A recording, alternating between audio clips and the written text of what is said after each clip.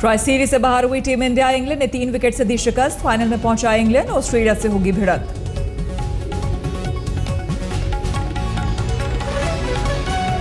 Taylor ने खेली विजयी पारी, बनाए 122 गेंदों पर 82 रन, 4 चौके जड़े। मोहित शर्मा का बने शिकार। बटलर ने 78 गेंद में 67 रन बनाए। शमी ने किया आउट। कम स्कोर के बावजूद टीम इंडिया के गेंदबाजों ने दिखाया दमखम। बिन्नी ने 3, मोहित शर्मा ने 2 विकेट झटके। शमी और अक्षर पटेल को 1-1 विकेट मिला। इंग्लैंड ने 47वें ओवर में 7 विकेट खोकर हासिल किया लक्ष्य।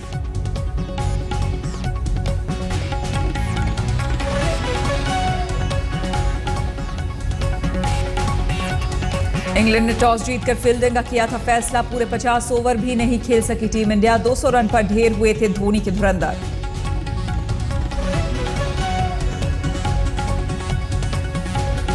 टीम इंडिया की ओर से रहाणे ने बनाए सबसे ज्यादा रन। 73 रन की पारी में 3 चौके 1 छक्का जड़ा। 6 बल्लेबाज नहीं छू सके दहाई का आंकड़ा।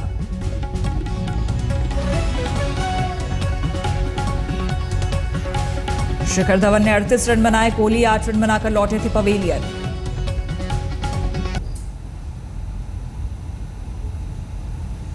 कप्तान धोनी का बल्ला भी रहा खामोश। 17 रन बनाकर एंडरसन का बने शिकार।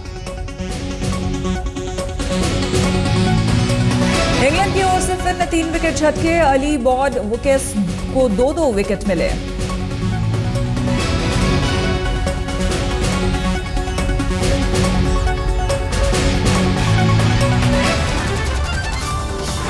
मनमोहन सरकार में पर्यावरण मंत्री रही जयंती नटराजन ने कांग्रेस से दिया इस्तीफा। कहा, मैंने जो किया वो देश के लिए किया। जयंती नटराजन ने प्रेस कॉन्फ्रेंस करके राहुल गांधी पर किया खुलासा। कहा, कांग्रेस उपाध्यक्ष ने प्रोजेक्ट रोकने के लिए कहा। अडानी प्रोजेक्ट में राहुल गांधी ने किया दखल। जयंती ने प्रेस कॉन्फ्रेंस में किया खुलासा।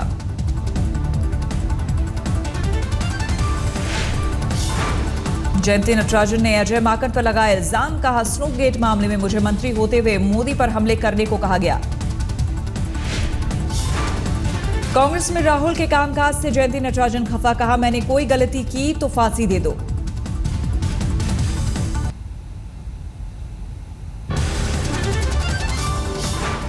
बीजेपी सरकार के जांच का जयंती ने किया स्वागत। कहा, मुझे खुशी होगी अगर मोदी सरकार जांच करवाए। I welcome the NDA, the BJP government to look at every single clearance that I've given, and I think it's a good opportunity to reiterate over here. जयंती ने प्रेस कॉन्फ्रेंस में कहा, जो किया वो नियमों के मुताबिक किया। कांग्रेस से अपने पुराने रिश्ते का भी जयंती ने किया जिक्र। पर्यावरण मंत्री प्रकाश जावड़ेकर ने मामले को बताया गंभीर। कहा, सूत्रों के मुताबिक बीजेपी अध्यक्ष अमित शाह और जयंती नटराजन के बीच शीतकालीन सत्र के दौरान हो चुकी थी मुलाकात। नवंबर के अंत में मुलाकात का कयास। जयंती नटराजन के खुलासे पर वित्त मंत्री अरुण जेटली ने यूपीए सरकार को घेरा। कहा, अब पता चला कि कैसे चलती थी यूपीए सरकार। राहुल पर जयंती के खुलासे को कांग्रेस ने किया खारिज। पीसी चाको ने कहा, जयंती नटराजन के आरोपों में दम नहीं। कांग्रेस ने जयंती नटराजन के आरोपों को बताया आधारहीन। कहा, सोनिया गांधी और राहुल गांधी मंत्रालयों के कामकाज में नहीं देते थे दखल। ना राहुल गांधी ना श्रीमती सोनिया गांधी ने कभी किसी प्रकार के सरकारी कामकाज में हस्तक्षेप किया।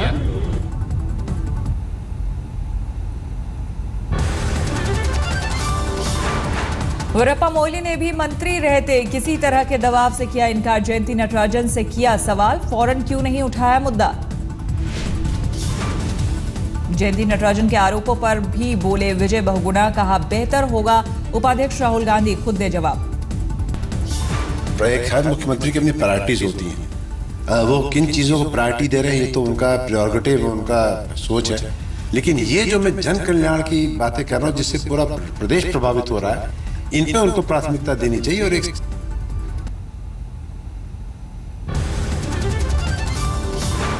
केजरीवाल की बहस की चुनौती पर बीजेपी ने शाज़िया इल्मी को किया आगे। बीजेपी ने कहा शाज़िया इल्मी बहस के लिए है तैयार, केजरीवाल बताए तारीख। बीजेपी ने अरविंद केजरीवाल से किए 5 सवाल, पूछा आप में देश के बाहर से क्यों बुलाए जा रहे हैं वॉलंटियर।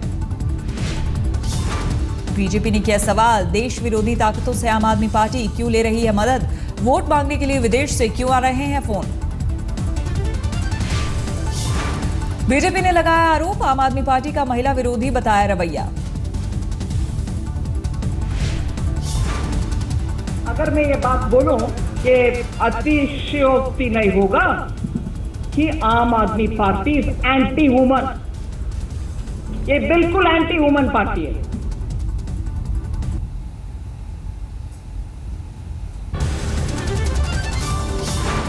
द्वारका के पास स्मार्ट सिटी बनाएगी बीजेपी सरकार, शहरी विकास मंत्री वेंकैया नायडू ने प्रेस कॉन्फ्रेंस में दी जानकारी। अनाधिकृत कॉलोनियों को नियमित करने का बीजेपी ने फिर दोहराया वादा, कहा जहां झुग्गी वहीं बनेगी गरीबों का आशियाना। सरकार ने लीज होल्ड को फ्री होल्ड करने का भी किया फैसला, वेंकैया बोले दिल्ली का विकास केंद्र से है जुड़ा।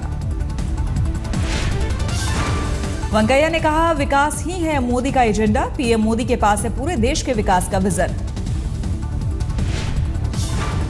शहरी विकास मंत्री ने कहा दिल्ली का विकास केंद्र से है जुड़ा, राज्य और केंद्र सरकार से साथ साथ कदम बढ़ाने से ही होगा दिल्ली का विकास।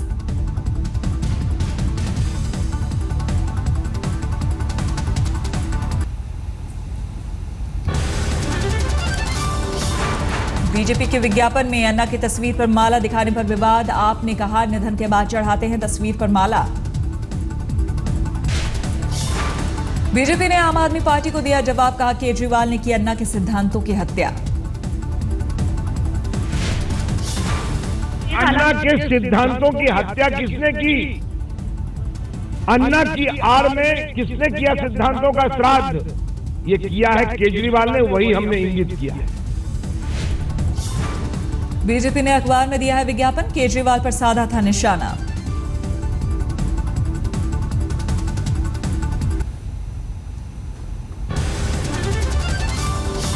दिल्ली के तालकटोरा स्टेडियम में एमपी के सीएम शिवराज सिंह चौहान ने की चुनावी रैली, कहा जहां रही बीजेपी सरकार वहां हुआ विकास, अब दिल्ली की बारी। और सबके मन में एक ही बात है कि जैसे मध्य प्रदेश में बीजेपी की सरकार ने मध्य प्रदेश को बदला है, वैसे दिल्ली को अगर बदलना है तो भारतीय जनता पार्टी की सरकार बनानी होगी। ये संकल्प भी मध्य प्रदेश के सभी भाइयों और बहनों ने जो यहाँ रहते हैं लिया है। शिवराज सिंह चौहान ने केजरीवाल पर साधा निशाना, कहा एक बार लगाया जनता दरबार फिर खड़े कर दिए हाथ, मैं जनता दरबार में रोज 25,000 लोगों से मिलता हूं।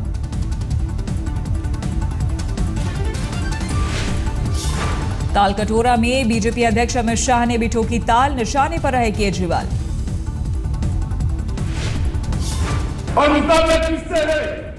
तो खुद ही कहते हैं कि मैं एनार्किस्ट से मुकाबला, और बाद में कहते हैं कि गांधी जी ने भी कहा था कि मैं एनार्किस्ट।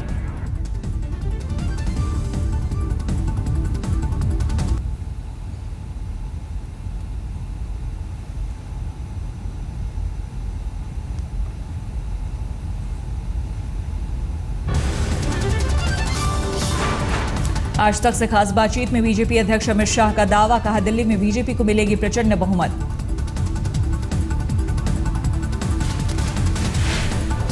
दिल्ली की जनता भारतीय जनता पार्टी के साथ है और यहाँ पर प्रचंड बहुमत से भारतीय जनता पार्टी की सरकार बनने जा रही है, कोई कंफ्यूजन नहीं है। बीजेपी अध्यक्ष अमित शाह ने कहा किरण बेदी को लेकर पार्टी में कोई मतभेद नहीं, हमें दिल्ली में किरण बेदी की बेहतर छवि का मिलेगा फायदा। अमित शाह ने कहा केजरीवाल की राजनीति झूठ पर आधारित, बीजेपी के पूछे 5 सवालों का जवाब दे केजरीवाल। हमने तो आज 5 सवाल पूछे मेरी पार्टी की ओर से, कल भी 5 पूछेंगे, परसों भी 5 पूछेंगे, पहले इनके तो जवाब दे ले, बहस अपने आप हो जाएगी।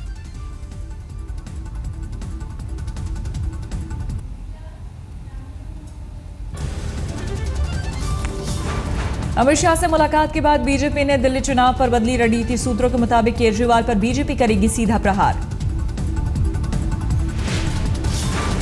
दिल्ली में बीजेपी का मेगा प्लान, अगले 7 दिनों में 250 से ज्यादा रैलियां। आज दिल्ली में फिर बीजेपी के कई दिग्गज प्रचार में उतरेंगे। बीजेपी अध्यक्ष अमित शाह की 2 रैलियां।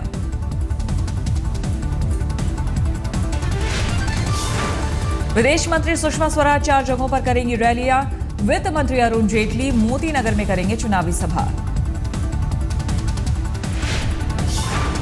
मनोज तिवारी और नवजोत सिंह सिद्धू भी बीजेपी के लिए मांगेंगे वोट। सिद्धू 5 जगहों पर करेंगे चुनावी सभाएं।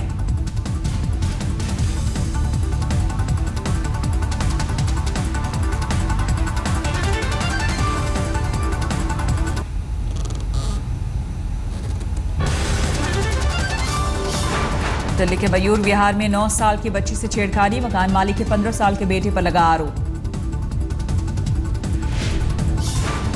4th क्लास में पढ़ने वाली बच्ची ने घर वालों को सुनाई अपनी आप बीती। परिजनों की शिकायत पर पुलिस ने आरोपी को गिरफ्त में लिया। मुंबई के गोरेगांव में बच्चों के साथ अश्लील हरकतें करने वाला बुजुर्ग गिरफ्तार। चॉकलेट देकर मासूम बच्चों को बनाता था निशाना।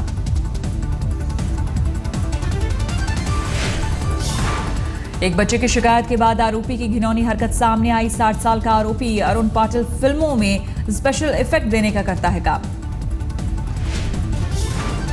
हैदराबाद के पुराने शहर से पुलिस ने 62 और बाल मजदूरों को रिहा कराया। रिहा हुए सभी बच्चे बिहार के रहने वाले। शनिवार को पुलिस ने 216 बच्चों को आजाद कराया था।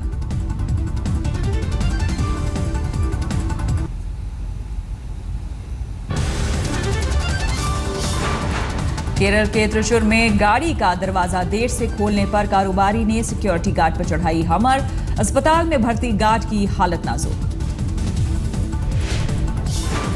कारोबारी मोहम्मद निशाम अपनी हरकतों को लेकर पहले भी चर्चा में। 2013 में अपने 9 साल के बेटे को चलाने के लिए दी थी फरारी। पुलिस ने हिरासत में लिया था। कारोबारी पर चेकिंग के दौरान रोल्स रॉयल्स में महिला सब इंस्पेक्टर को गाड़ी में भी बंद करने का आरोप। किंग बीड़ी कंपनी के मालिक है निशाम।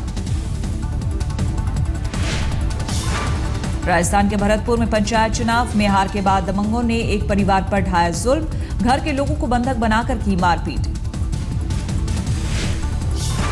गुजरात के सूरत में शराब के नशे में भिखारियों के बीच सोया मिला पुलिस वाला। राज्य में शराब पर लगी पाबंदी की खुली पोल।